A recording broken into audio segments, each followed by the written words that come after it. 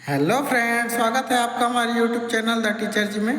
तो फ्रेंड्स, आज मैं लेकर आया हूँ आप लोगों के लिए बीएड और डीएलएड 2025 का जो एंट्रेंस एग्ज़ाम होने वाला है, उसमें आप कैसे बहुत अच्छे अंक अर्जित कर सकते हैं और आपकी रणनीति क्या होनी चाहिए, उसके बारे में मैं आपको बताने वाला हूँ, है ना। ये वो रणनीति फ्रेंड्स जिसको आप अपनाकर बहुत अच्छे अंक अर्जित कर सकते हैं और आप जो है अच्छे रैंक प्राप्त कर एक सीट प्राप्त कर सकते हैं, है ना।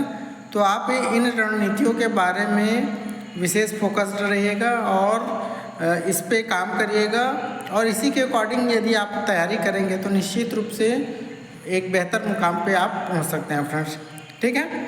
और ज़्यादा जानकारी के लिए आप हमारे चैनल द टीचर जी के साथ जुड़े रहिएगा, है ना, क्योंकि बहुत सारे वीडियो मैंने लगभग प्रत्येक टॉपिक के ऊपर वीडियो बनाया हुआ है ना। तो आप प्लेलिस्ट में जाएंगे, द टीचर जी सर्च करेंगे, प्लेलिस्ट में जाएंगे, ईयर बाय ईयर सारी चीज़ें उसमें आपको मिल जाएंगी, ठीक है। अब मैं आपको जो स्टेप बाय स्टेप बताने जा रहा हूँ उसको बहुत ही ध्यान से ज़रूर सुनिएगा।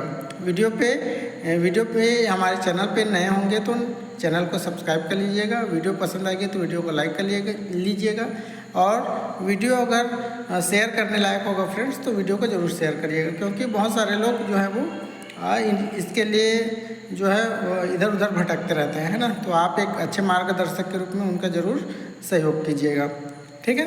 तो चलो चलते हैं हम लोग अपनी रणनीति की तरफ कि कैसे आप उन रणनीतियों को फॉलो करके अपना जो है मुकाम हासिल कर सकते हैं। देखिए फ्रेंड्स, आपकी जो पहली रणनीति होनी चाहिए वो क्या होनी चाहिए कि आप PYQ के ऊपर बेहद वर्क करें, है ना। कोई भी एग्ज़ाम को क्रैक करने का जो सबसे आसान और सटीक तरीका होता है वो PYQ रहता है। मतलब जो प्रीवियस ईयर क्वेश्चन रहते हैं फ्रेंड्स, है ना, अगर उसको आप अच्छे से ध्यान से समझ जाते हैं, है ना, तो फिर उनकी बारीकियों को ऊपर आपको क्या करना रहता है, काम करना रहता है कि किस प्रकार के प्रश्न आए हुए हैं, है ना, कौन कौन से पोर्शन से आए हुए हैं और किस पर अपनी पकड़ मजबूत है और किस पर अपने को पकड़ मजबूत करनी है ना। तो प्रीवियस ईयर क्वेश्चन का बहुत बड़ा रोल रहता है फ्रेंड्स। और प्रीवियस ईयर क्वेश्चन आप बोलेंगे कहाँ मिलेगा, तो प्रीवियस ईयर क्वेश्चन का मैंने पूरा वीडियो बनाया हुआ है, लगभग 2021 से लेकर अभी तक का वीडियो मेरे यूट्यूब चैनल पे अवेलेबल है ना। तो आप प्रीवियस ईयर क्वेश्चन को विशेष रूप से ध्यान में रखें और पैटर्न को समझने की कोशिश करेंगे कि किस पैटर्न पे प्रश्न पूछा गया है, कौन कौन से पोर्शन से प्रश्न पूछे गए हैं लगातार वर्षों में, है ना। तो उन PYQs को आपको बहुत गंभीरता के साथ में ध्यान में रखना है ना। पैटर्न को जैसे आप समझ पाएंगे तो निश्चित रूप से आप बहुत अच्छे अंक अर्जित कर पाएंगे फ्रेंड्स, है ना। तो आप हमारे चैनल पे जाइए, पूरा प्लेलिस्ट बना हुआ है PYQ का, है ना, और उस पर आप अपने आप को परखें कि आप कहाँ तक प्रश्नों को हल कर पा रहे हैं, ठीक है। तो ये तो ही पहली रणनीति। दूसरी रणनीति की तरफ चलते हैं फ्रेंड्स। दूसरी रणनीति ये होनी चाहिए कि जो सरल प्रश्न आते हैं, है ना, जो सरल प्रश्न आते हैं, मान के चलिए कि एवरेज प्रश्न जो आता है वो लगभग सभी का सही हो जाता है, तो उन एवरेज प्रश्नों को आपको भी बहुत अच्छे तरीके से अटेम्प्ट करना है और उन प्रश्नों को, ठीक है, कोशिश करिएगा कि गलती से भी गलती ना हो उन प्रश्नों के ऊपर, है ना, क्योंकि बहुत ही बेसिक प्रश्न पूछे जाते हैं फ्रेंड्स, है ना। बहुत डीप लेवल का क्वेश्चन अभी तक नहीं पूछा गया है और हम लोग आगे भी संभावना जता रहे हैं कि वैसे ही बेसिक क्वेश्चन आपसे इस बार भी पूछा जाएगा, है ना।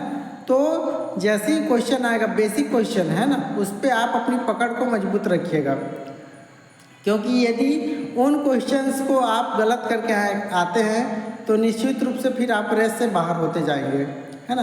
क्योंकि देखो, एवरेज प्रश्न जो है वो लगभग सभी का सही होता है, तो आपका भी वो सही होना चाहिए, ये मैं बोल रहा हूँ, है ना। तो सरल प्रश्नों को आपको गलत नहीं करना है, चाहे वो कोई भी सब्जेक्ट का हो, चाहे वो हिंदी के प्रश्न हो या फिर वो इंग्लिश के प्रश्न हो, है ना, या फिर जो सामान्य ज्ञान के जो प्रश्न आते हैं वो, या फिर जैसे रीजनिंग के प्रश्न आते हैं, है ना।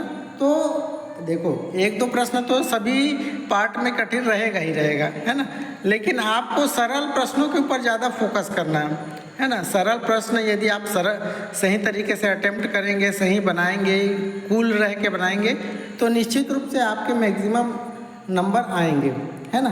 तो इस चीज़ को आप लोगों को ध्यान में रखना है, ठीक है। तीसरी रणनीति ये होनी चाहिए कि जो दिवस वाले प्रश्न हैं, है ना, दिवस वाले प्रश्न, अब ये दिवस वाले प्रश्न कौन से होते हैं ये आपको जानना होगा। देखो फ्रेंड्स, प्रीवियस ईयर के क्वेश्चन पेपर जैसे आप उठाएंगे तो लगभग 4 से 5 जो क्वेश्चन हैं, है ना, वो दिवस वाले पूछे जाते हैं। जैसे विश्व एड्स दिवस कब मनाया जाता है ना, विश्व पर्यावरण दिवस कब मनाया जाता है, ठीक है, विश्व ओजोन दिवस कब मनाया जाता है, विश्व हिंदी दिवस कब मनाया जाता है, हिंदी दिवस कब मनाया जाता है ना। तो इन चीज़ों को आप लोगों को विशेष रूप से ध्यान में रखना पड़ेगा और इन्हीं चीज़ों की तैयारी करके जाना पड़ेगा, है ना। ये दिवस वाले जो प्रश्न हैं, मान के चलिए 4 से 5 क्वेश्चन आपको देखने को मिलेंगे फ्रेंड्स, है ना। आप PYQ उठा के देखिए, है ना, वीडियो में देखिए कि पिछले साल में दिवस वाले प्रश्न आए हैं कि नहीं आए हुए हैं, है ना। आप पाएंगे कि पिछले साल PYQ में आप देखेंगे कि दिवस वाले मैक्सिमम प्रश्न 4 से 5 प्रश्न आपको मिल ही जाएंगे, है ना। तो इन प्रश्नों की आप लोगों की अच्छी तैयारी होनी चाहिए। इसके लिए आपको एक लिस्ट बना लेनी है कि, और लिस्ट किस प्रकार से बनानी होगी, लिस्ट आपको बनानी होगी फ्रेंड्स वर्षानुसार, मतलब माह अनुसार, माफ करना, किसके अकॉर्डिंग बनाना होगा, माहवार बनाना होगा। मान लेते हैं जनवरी के जो जो महत्वपूर्ण तिथियां हैं, है ना, उनको आप लोगों को नोट कर लेना है। फरवरी के महत्वपूर्ण तिथियों को नोट कर लेना है, मार्च के महत्वपूर्ण तिथियों को नोट कर लेना। वैसे ही माहवार जो भी महत्वपूर्ण तिथियां हैं, है ना, उनको आप लोगों को तैयार करके जाना है। और आपको यदि ये लगता है कि ये तिथि भी क्या है, कभी कभी प्रश्न में एक ऐसा प्रश्न पूछ दिया जाता है कि मतलब जो हमारे समझ से परे रहता है ना। तो आप 2-4 चैनल से पढ़ते रहेंगे ना कंटिन्यू, यदि आप पढ़ाई कर रहे हैं तो निश्चित रूप से आप इन दिवस के प्रश्नों के ऊपर अच्छी पकड़ बना सकते हैं, है ना। तो आप 2-4 चैनलों के ऊपर जो है वो अच्छी पकड़ रखें और उनमें जो दिवस वाले प्रश्न अटेम्प्ट करवाते हैं उनको आप खुद अटेम्प्ट करके देखिएगा, है ना। तो इन प्रश्नों के ऊपर भी आप लोगों को बहुत ज़्यादा नहीं बोलूँगा, लेकिन थोड़ा ठीक ठाक तैयारी करना पड़ेगा। बेसिक प्रश्न आते हैं, है ना, बार बार बोल रहा हूँ, बेसिक प्रश्न आते हैं। बेसिक प्रश्नों के ऊपर ही आपको पकड़ बनानी है, बहुत डीप क्वेश्चन नहीं आता है, ठीक है। इसलिए कट ऑफ को देखेंगे तो कट ऑफ जो है वो हमेशा हाई ही रहता है ना। अगली जो हमारी रणनीति होनी चाहिए वो क्या होनी चाहिए, इसको देख लेते हैं। देखो, रीजनिंग के जो है आसान प्रश्न को समय देना है ना। देखो, रीजनिंग के बहुत सारे प्रश्न आते हैं फ्रेंड्स, अपने को क्या करना है, जो सरल प्रश्न आते हैं, ऐसा नहीं कि रीजनिंग के सारे प्रश्न जो है वो कठिन आएंगे, ऐसा नहीं रहता है ना। सारे जो पार्ट रहते हैं उसमें सरल प्रश्न भी रहते हैं, मीडियम प्रश्न भी रहते हैं और कठिन प्रश्न भी रहते हैं, है ना। तो आप लोगों को ये ध्यान में रखना है कि जो रीजनिंग पार्ट वाले, केवल मैं रीजनिंग की बात नहीं कर रहा हूँ, इसमें मैं सारे विषयों को जोड़ दे रहा हूँ, है ना। तो सभी पार्ट के जो सरल प्रश्न रहेंगे, वैसे इसका जिक्र मैंने पहले कर दिया है ना, लेकिन स्पेशली अब मैं मेंशन कर रहा हूँ कि जो रीजनिंग के सरल प्रश्न रहेंगे, है ना, तो उन प्रश्नों को लगभग 20 प्रश्न देखने को मिलेंगे रीजनिंग के, है ना। तो 20 में से मान के चलिए आपके पास 15 जो प्रश्न रहेंगे वो सरल प्रश्न रहेंगे, है ना। 20 मैं बोल रहा हूँ, मान लेते हैं वाला, है ना, हो सकता है 10 प्रश्न रहें, ठीक है। तो 10 प्रश्नों में या फिर 20 प्रश्नों में आपको 15 प्रश्न हमेशा की तरह अच्छा अटेम्प्ट करना है, समय देना है उनको। 5 प्रश्न नहीं भी बनेगा तो भी चलेगा, ठीक है, लेकिन जो मैक्सिमम प्रश्न है आपको अटेम्प्ट करने हैं और सरल प्रश्नों को कोशिश करिएगा कि वो गलत ना हो, चाहे वो रीजनिंग के हो, इंग्लिश के हो, सोशल साइंस के हो, विज्ञान के हो, मैथ्स के हो या फिर सामान्य ज्ञान, टीचिंग एप्टीट्यूड, ठीक है, कोई भी पार्ट का रहे, है ना। आपको समय देना है और उनको अच्छे से अटेम्प्ट करना है फ्रेंड्स, ठीक है। अगली हमारी रणनीति होनी चाहिए कि अपने अनुभव को शिक्षक, पालक, सामाजिक व्यक्ति के रूप में ध्यान में रखना है। देखो, इसमें क्या होता है फ्रेंड्स, जैसे आप तैयारी करने बैठते हैं तो आप क्या रहते हैं? आप सीखने वाले रहते हैं। क्या रहते हैं फ्रेंड्स? आप रहते हैं सीखने वाले। आप सीखने वाले रहते हैं, है ना। तो सीखने वाले का गुण ये होता है कि वो बहुत अनुभवी होता है ना, बहुत अनुभवी भी होता है और अनुभव प्राप्त करते जाता है। तो आपको ध्यान में रखना है कि जैसे आप टीचिंग एप्टीट्यूड वाले पार्ट को सॉल्व कर रहे हैं, है ना, तो उसमें शिक्षकी गुण से भी रिलेटेड प्रश्न आते हैं, बालकों से भी रिलेटेड प्रश्न आते हैं और सामाजिक जो वातावरण रहता है उससे भी रिलेटेड प्रश्न आते हैं, है ना। और एक पालक के रूप में, एक व्यक्ति के रूप में, एक सोशल पर्सन के रूप में फिर अपने आप को वहाँ पे उसी रूप में आपको वहाँ बैठना पड़ेगा एग्ज़ाम हॉल में, क्योंकि जब आप अपने आप को सामाजिक व्यक्ति के रूप में पाएंगे वहाँ, एक शिक्षक के गुण के रूप में पाएंगे वहाँ, एक पालक के रूप में जब पाएंगे अपने आप को, तो निश्चित रूप से इनसे जो रिलेटेड प्रश्न आएगा उनको आप बहुत अच्छे से अटेम्प्ट कर पाएंगे, बहुत अच्छे से सॉल्व कर पाएंगे और बहुत अच्छा अंक अर्जित कर पाएंगे। तो अपने अनुभव को साझा करना है। किसके साथ साझा करना है? जो क्वेश्चन पेपर रहेगा उसके साथ साझा करना है ना। तो आपको वहाँ पे पालक भी बनना पड़ेगा, आपको वहाँ पे टीचर भी बनना पड़ेगा, आपको वहाँ एक सोशल पर्सन भी बनना पड़ेगा और आपको वहाँ पे एक बालक भी बनना पड़ेगा। अपने आसपास के जो बालक हैं उनको ध्यान में रख के क्वेश्चन अटेम्प्ट करना है, अपने आसपास के सामाजिक वातावरण को ध्यान में रख के क्वेश्चन अटेम्प्ट करना है। और यदि आप जॉब में हैं, चाहे वो प्राइवेट सेक्टर की बात हो चाहे सर्विस गवर्नमेंट सेक्टर की बात हो, है ना, यदि आप जॉब में हैं तो उन क्षेत्रों को भी ध्यान में रख के प्रश्नों को आपको अटेम्प्ट करना है, क्योंकि इन क्षेत्रों से रिलेटेड प्रश्न भी आपको देखने को मिलेंगे। आप PYQ उठा के देख लीजिए, आपको इनसे रिलेटेड जो है प्रश्न देखने को ज़रूर मिलेंगे। ठीक है, वीडियो अवेलेबल है, द टीचर जी सर्च मारिए यूट्यूब चैनल पे, आसानी से वीडियो आपको मिल जाएगा। ठीक है, तो इस रणनीति के ऊपर भी आपको बहुत मेहनत करना है, बहुत काम होके कूल होके प्रश्नों को अटेम्प्ट करना है। ठीक है, फिर आ जाता है हम लोगों का बेसिक सामान्य ज्ञान के प्रश्नों पर अपनी मजबूत पकड़ रखना। देखो फ्रेंड्स, जो क्वेश्चन आते हैं मैंने पहले ही कहा है कि एकदम डीप प्रश्न नहीं आते हैं, बेसिक प्रश्न आते हैं सारे पार्ट से, है ना, चाहे वो हिंदी हो, इंग्लिश हो, सामान्य ज्ञान हो, गणित हो, विज्ञान हो, पर्यावरण हो।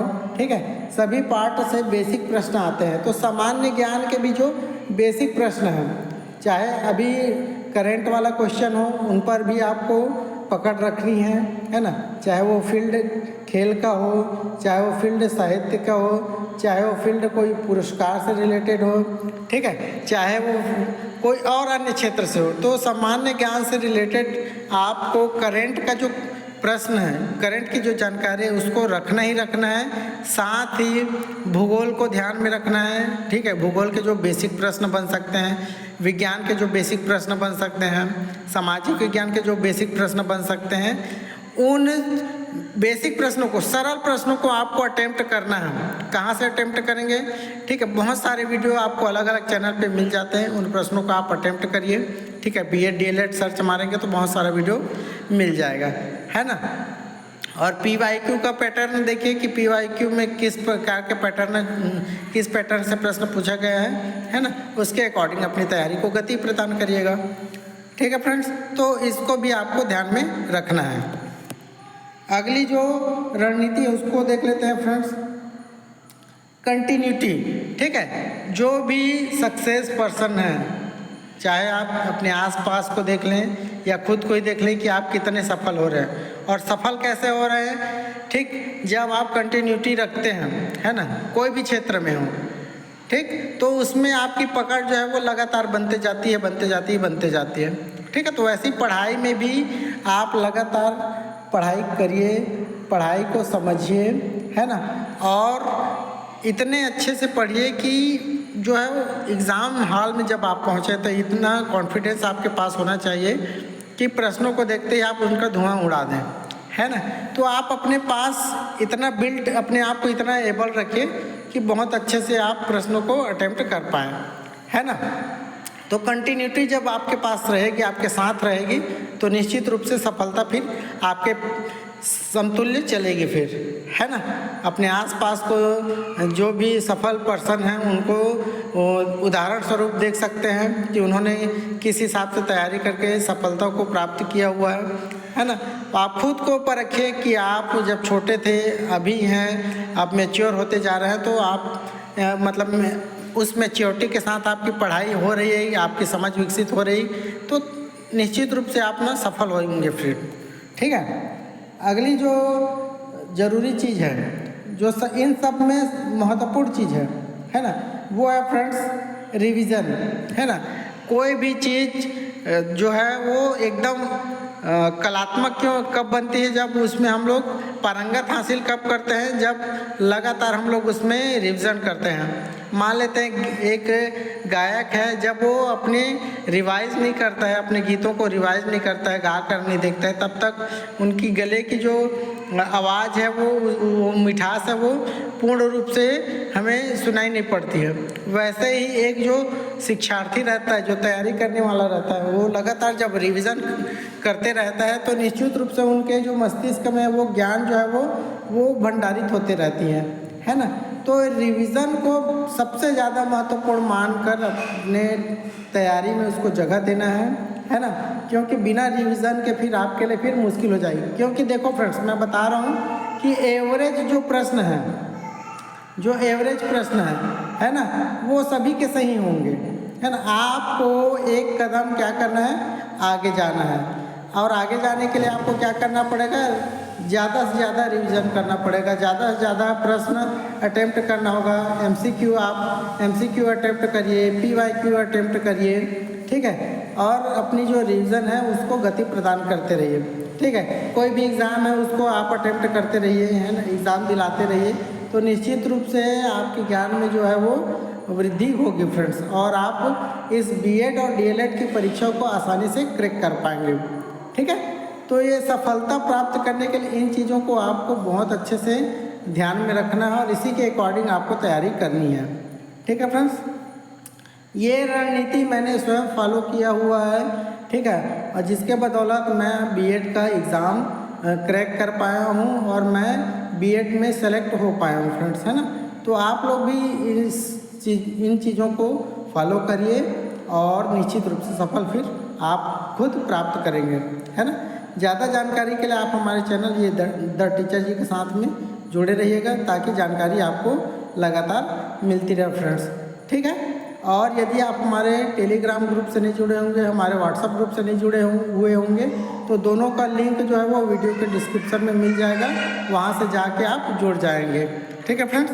मिलते हैं फिर नेक्स्ट वीडियो में, तब तक के लिए बने रहिए आप हमारे चैनल द टीचर जी के साथ। धन्यवाद।